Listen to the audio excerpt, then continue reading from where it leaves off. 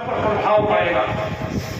बच्चे भी सभ्यता के दायरे में वार्तालाप करेंगे, लेकिन जब माँ बाप आपस में गालियों से व्यवसाय करते हो, माँ कहती हो अपने बाप की पूंछ उखाड़ ले और बाप कहता हो अपनी माँ की चोटी उखाड़ ले, तो वो बाद में उखड़ेगी, वो आज नहीं तो कल उखड़ेगी, क्योंकि तुमने ही तो सिखाया उसे। मेरे याद है कि जब बच्चा छोटा होता है, हम भी छोटे थे, मेहमान आ जाता था तो हम चलते थे थाली बिठा करके हम भोजन कराएंगे, लेकिन हमारे बड़े क्या कहते थे, तुम्हारे बस का नहीं। क्यों नहीं? तुम्हारे बस का नहीं। और जब हम बड़े हुए और बड़ों ने कहा भोजन करा दोगे, हमारे बस का नहीं। क्यों? क्योंकि तुमने सिखाया ही। जब बच्चा छोटा है थाली लेकर के चला, तुम भी हाथ लगाते थाली पकड़ती, चलो बेटा, उसका स्वभाव बनता भोजन कराने का अतिथि, लेकिन सिखाया नहीं। तो पति और पत्नी जैसा बोलेंगे आपस में, वैसा बच्चों का स्वभाव बन जाता है। मीठा बोलो, एक दूसरे के प्रति अच्छे शब्दों का प्रयोग करो, सभ्य शब्दों का प्रयोग करो, गाली गलौज मत करो। और तुमने रामायण सुनने जा रहे हैं, कथावाचक आ रहे हैं, रामायण को सुनेंगे। क्या खास सुना तुमने हिंदू आज तक रामायण को? कुछ नहीं सुना। एक प्रसंग सुनो, कहते हैं कि कैकेयी को जब वर मांगने थे तो कहां जाकर के देख गई वो? कोप भवन में। कहां गई? कोप भवन। और कोप कहते हैं क्रोध को। एक ऐसा भवन होता था, एक ऐसा कमरा होता था, इसमें यदि पति को क्रोध आता था तो वो उसमें चला जाता था, पत्नी को क्रोध आता था तो वो उसमें चली जाती थी, बच्चों को क्रोध आता था तो वो भी वहां बैठते थे। और जब पता लगता था कि कोप भवन में है, तो वहां जो जिम्मेदार होता था वो जाता था, उसको पूछता था क्या बात है, कारण क्या है। सबके सामने ये मजाक नहीं बनता था जो आज तुम्हारा मजाक बन गया है। चुपचाप एक कमरे में मीटिंग हो जाती थी, किसी को पता नहीं चलता था क्या हो गया क्या नहीं हो गया। वही बात कैकेयी के साथ में कोप भवन में चल गई, महाराज को पता चला, वही जाकर के बातचीत हुई सारी। लेकिन तुम बच्चों के सामने जो ड्रामेबाजी करते हो ना, ये सबसे बड़ी बात है। पत्नी जो होती है ना, त्रिमुखी होती है। कैसी होती है? त्रिमुखी, तीन मुख वाली होती है वो। कैसे कैसे जब ब्याह के लाता है ना, मेरा लाडला मेरा बेटा ब्याह के लाया, तो उसने कहा तू मेरी चंद्रमुखी है। तो बड़ा लाड है अपनी पत्नी से, तो मेरी चंद्रमुखी है। थोड़े दिनों के बाद, 2-3 साल के बाद वो थोड़ा जवाब देने लगी, कुछ बात कहने लगी, तो सूरजमुखी बन गई। और एक दिन फिर आया मामला, ज्वालामुखी हो गई। लोगों ने देखा ज्वालाओं बनते उसे, पड़ोसियों ने देखा ज्वालामुखी बनते उसे। क्यों करते हो तुम ऐसा? तुम चंद्रमुखी बने रहो ना, आपस में प्यार से रहो ना, मोहब्बत से रहो, मीठा बोलो, एक दूसरे के प्रति सम्मान दो। जैसे पति सम्मान चाहता है, पत्नी भी सम्मान चाहती है। यदि तुम उसको सम्मान दोगे तो वो भी तो तुम्हें सम्मान देगी। लेकिन हमें ऐसा नहीं, हम तो मूछों वाले हैं, हम मर्द हैं, हम शायद उस पर अधिकार कर लेना। अरे शास्त्र कहता है दोनों का अधिकार बराबर है। एक अच्छा है, अधिकार बराबर है। तुमने कई बार बेटी होगी, एक बात पर यदि वो हाथ उठा देगी तो पता चल जाएगा भाई साहब, तब पता चलेगा। एक आदमी गया विवाह के लाया और नौजवानों ने उसे कह दिया कि देखो तुम्हारी पत्नी है, तुम विवाह करके लाए हो, इसलिए ध्यान रखना, कोई बात कहे तो थोड़ा कठोर शब्दों में बात करना उससे, नहीं तो तेरे सर पे वो बात कर देगी। वो नौजवान आपस में बैठे थे, किसी ने कह दिया उसको, और उसके दिमाग में बैठ गई। विवाह हो गया, पत्नी घर आ गई, तो जब भी कोई काम कहता भला काम कर दिया, नहीं तो इच्छा गई बोलता रहो। और पत्नी ये सोचती थी नहीं तो पता नहीं क्या हो जाएगा, जल्दी भोजन बना दिया, नहीं तो बहुत कुछ। अब वो सूखने लगी बेचारी। पड़ोसन बहुत तेज होती है, पड़ोसन आई, उसने देखा है तो बहुत हल्दी करती थी, सूख करके कांटा हो गया तेरा, क्या बीमारी है? उसने कहा बीमारी कुछ नहीं, ठीक हो, कि कुछ तो काम होगा, मुझे बता, मैं तेरे पड़ोस में रहती हूँ। पड़ोसों से बचना, इनसे ज्यादा बड़ा पत्रकार दुनिया में नहीं होता। हाँ, अब वो उसने कहा देखो मैं तो पड़ोसन हूँ तेरी। उसने कहा बात यह है कि जब भी वो कुछ बात कहता है ये काम कर दिए, नहीं तो बस मुझे डर लगा रहता, पता नहीं क्या कर देगा। वो पड़ोसन कहने लगी तुम कह दे, नहीं तो क्या कर देगा तू? उसने कहा वो मुझे पीटेगा, मेरी खाल उतार देगा, मैं मर जाऊंगी। उसने कहा मैं तेरे पड़ोस में हूँ, दीवारी पर है बराबर में, मैं आ जाऊंगी, 2-4 थप्पड़ मारेगा, इसमें तो मैं आ लूंगी, बचा लूंगी तुम्हें। कहकर एक बार बस वो आया बाहर से, उसने कहा गर्म पानी कर दिया, नहीं तो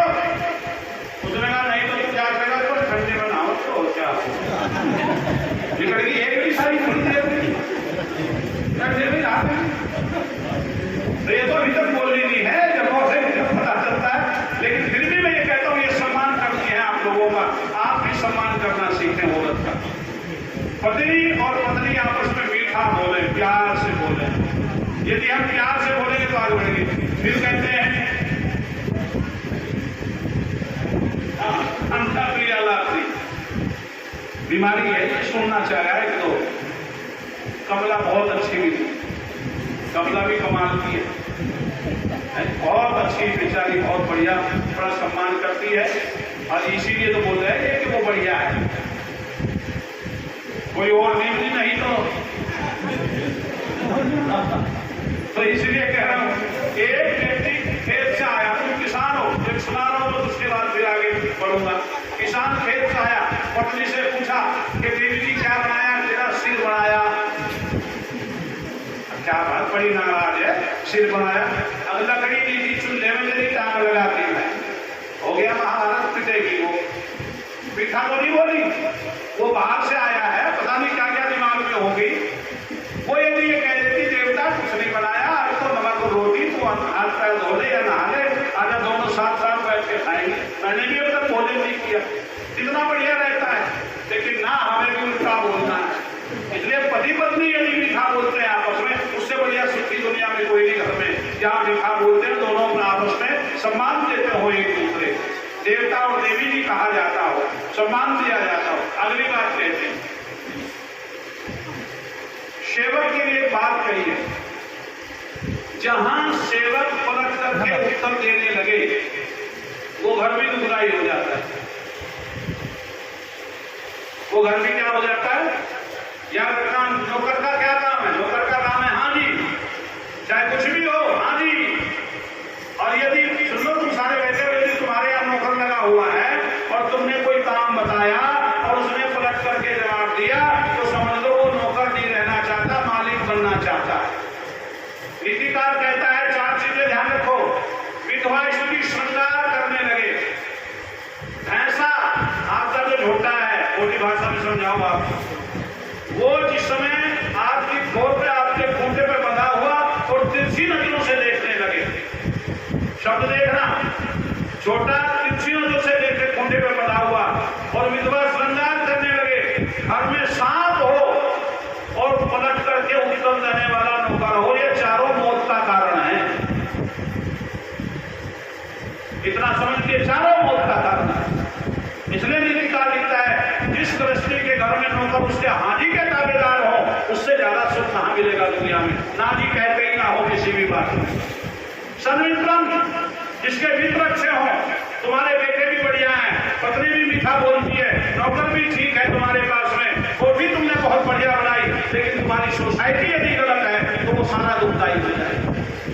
इसलिए सोसाइटी ठीक करो अपनी, देखो ये व्यक्ति मेरे लायक है या नहीं है, मैं जिसके पास बैठा हूं ये व्यक्ति मुझे बैठने की स्थिति में रखता है या नहीं, मेरा भला चाहता है या बुरा चाहता है। सोसाइटी के लिए कहा है दुखम तासीर शोभत का असर, शोभत का असर बहुत ज्यादा, आज नहीं तो कल धीरे धीरे पड़ता है, शोभत का असर आ जाता है। इसलिए अपने सन्मित्र ढूंढो, सुधनम, मेहनत की कमाई अपने घर में लेके आओ, हराम की कमाई घर में लाओगे तो जो लोग भी खाएंगे उनके अंदर भी वही भावना पैदा होगी। इसीलिए शास्त्र कहता है कि कभी गलत अन्न का प्रयोग मत करो, गलत घर में अन्न खाना मत खाओ, क्योंकि तुम्हारी बुद्धि भी वैसी हो जाएगी। मैं घटना सुना रहा हूं, हमारे महात्मा हुए आनंद स्वामी जी, उनका बेटा गौ रक्षा आंदोलन में जेल चला गया, और जब वो उसे मिलने गए तो बेटा उनकी जो है झपकी लेकर के बहुत रोया। उसने कहा बेटे क्या बात, कि पिताजी मैंने आज तक इस प्रकार का स्वप्न न देखा, कर्म तो दूर की बात है, और रात मुझे सपना आया कि मैंने अपनी मां का गला दबा दिया। उसने कहा बेटे फिर इसमें रोने की बात, क्या रोने की तो है ही, कभी विचार नहीं किया इस बात पर, स्वप्न कैसे आ गया कि मैंने मां का गला दबा दिया। तो वो जेलर से मिले, पूछा रात भोजन में कौन कौन थे, किन किन लोगों ने भोजन पकाया। उसने कहा भोजन में फला फला आदमी थे, कि किस किस वजह से जेल काट रहे हो। तो उनमें एक आदमी ऐसा था जिसने अपनी मां मार रखी थी, जो भोजन बना रहा था, वो उसका सारा प्रभाव भोजन के ध्यान से उस व्यक्ति के वहां चला गया, उसका विचार बदल गया तुरंत ही। इसलिए भोजन आपने देखा होगा, सारे कहते हैं यदि हम किसी के यहाँ जाएं और श्रद्धा से भोजन बनाते तो उसकी नमक रोटी में भी स्वाद है, और जिसके श्रद्धा नहीं होती, आज शास्त्री जी अरे तेरा भी हुई काम, शास्त्री का भी हुई काम, तो निर्मली बढ़ती थारी हुई। और जब ये कहते भी रोटी बनाती हो तो वो कितनी बढ़िया बना के स्वाद नहीं आ सकता। क्यों? क्योंकि उसके विचार उसमें मेल खा गए हैं। इसीलिए याद रखना कि हमारे अच्छा धन हमारे घर में आएगा तो हमारे भाव अच्छे बनेंगे, विचार अच्छे बनेंगे। अगली बात लेते शिव पूजन। जिस घर में परमात्मा का धन्यवाद होता है सुबह शाम, इतनी बड़ी संपत्ति का मालिक, अच्छे परिवार का मालिक मुझे बनाया है, सब कुछ उस परमात्मा ने दिया है, मैं तो इतना योग्य भी नहीं हूँ जितना दे दिया परमात्मा ने, हम उसका धन्यवाद करें सुबह शाम बैठ करके। जिन घरों में परमात्मा का धन्यवाद होता है वो घर सुख से जीवन व्यतीत करता है, वो गृहस्थी बढ़िया होता है। सुबह शाम बैठा करो, सब परमात्मा का धन्यवाद अपनी भाषा में कर लिया करो। जिनको गायत्री मंत्र आता है उसका अर्थ से जाप करो, और जिनको गायत्री मंत्र नहीं आता वो कह सकते हैं प्रभु तेरी कृपा है मेरे ऊपर। बैठो हाथ जोड़ करके, ये प्रभु तेरी कृपा है, ये रात आज बहुत अच्छी बीती है, कोई चोर नहीं आया, डाकू नहीं आया, कोई जान पीड़ बुखार आदि नहीं हुआ, तेरी कृपा से रात अच्छी नींद आई है, ये तेरा धन्यवाद है मेरे परमात्मा कि इतनी बढ़िया नींद तेरी तो कृपा है ये, बस अपनी कृपा बनाए रखना मेरे ईश्वर। इतना कहकर के अपने काम पे लग जाओ, कोई बैठने थोड़ा खर्च होगे उसमें। रात को बैठो, शाम को जिस समय सारा काम निपटा लो, अपनी चारपाई पर हाथ जोड़ो, हे प्रभु आज आपकी कृपा से मेरा दिन बहुत अच्छा व्यतीत हुआ है, कोई कठिनाई नहीं आई, सारे काम बढ़िया हुए हैं, कोई परेशानी नहीं आई, बहुत अच्छा जीवन व्यतीत हुआ है, प्रभु तेरी कृपा है, बस अपनी कृपा बनाए रखना मेरे परमात्मा। और ये कहकर के सो जाओ। कम से कम एक पाप से बचाओगे। किस पाप से बचोगे? कि तुमने परमात्मा का धन्यवाद नहीं किया। तो इसलिए याद रखना, सन्मित्रम सुधनम साधु संगम उपासते जस्तम धन्यो गृहस्थाश्रम। और अपने घर में एक बात ध्यान रखो, अच्छे लोगों का आमंत्रण किया करो, बढ़िया लोगों को बुलाया करो। कभी कभी साल भर में बुला लो, 6 महीने में बुला लो, लेकिन अच्छे लोगों को न्योता दिया करो और घर बुलाया करो, अपने बच्चों के बीच में बैठाया करो।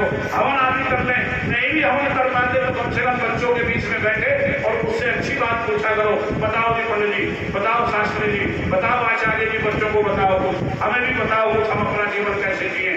जिस घर में इस प्रकार की प्रवृत्ति हो जाएगी वो घर क्या हो जाएगा? बोलो, सुखी गृहस्थी बन जाएगा।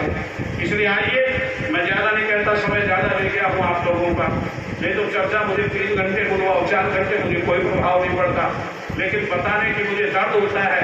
नहीं, एक दर्द जिगर में होता है, खुशी दिल में उठती है, एक दर्द जिगर में होता है। हम रात को उठ के रोते हैं जब सारा आनंद होता है। हमें केवल दर्द यही है कि आप लोग सुधर जाए, और कोई दर्द नहीं है। ना चेला कोई बने कोई जरूरी नहीं, हम तो भाई बना के राजी हैं। भाई बन जाओ, सुधर जाओ। हम ये नहीं चाहते कि हमारी संस्था बहुत आगे जाए, हमारी समाज बना लेना। हमारा केवल यही कि आपका सुधार, तो हम बिल्कुल खुश हैं। आप सुधर जाएं, आपका परिवार सुधर जाए, आपके बच्चों का भविष्य बन जाए, इससे ज्यादा और कुछ नहीं चाहते। बस इसी दर्द को लिए हुए रात दिन हम लोग फिरते हैं, घूमते हैं, आपके बीच में प्रवचन करते हैं। पता नहीं कौन व्यक्ति की बात किसको लग जाए और कहाँ किसमें सुधार आ जाए, बस हमारा जीवन धन्य हो जाएगा। यदि आप में से एक व्यक्ति में भी सुधार आता है, एक परिवार में सुधार आता है, तो ये प्रोग्राम सफल हो जाएगा। आप सबने मुझे सुना, इसके लिए धन्यवाद। ओम शंकर।